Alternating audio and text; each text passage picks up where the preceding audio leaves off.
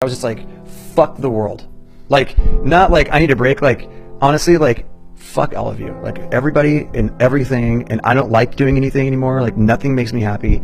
I don't like anyone. I even told one of my therapists at one point, I said, I just don't want to feel anything. None of us are immune from, just shit happening to you, and not to you, but just kind of making poor choices or being human. There's always that element. And for me, life got really weird and really hard all at one time. There was a few times over the last couple of years where I was just like kind of like ready to throw in the towel and just kind of give up on everything. But I found that for me, most of my suffering is self-inflicted. It's not like it's coming from some external source that's making me feel that way. No one can make you feel anything. It's what you think about and internally that makes you feel things. Like, you are the only person that makes you feel anything. And so I know that I have this pattern of getting into these kinds of thoughts and these kinds of actions and choices. I've always had these kind of depressive side, and I think that's something some people may not have gone down the road of, like, injecting and like living on the streets and like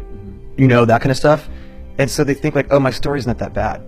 Right. It's like, dude, no, man, like, if you're here, it's as bad as if you're here, it's that bad. There's nothing special about that guy who's been living on the streets and the person who's just like binge drinker 3 times a month. Your life's fucked up and you realize that there's something you got to do about it, and it's just as hard on either end, but each one is just as relevant as the next. And you don't have to know somebody to have an intimate experience with them, and you don't have to like know someone to feel safe enough to talk to them. Any group of people can get together and just be like, hey, we're gonna get real in here, like, let's get real, and just be vulnerable, say whatever's going on, and like be accepted, walk out of the room and feel great.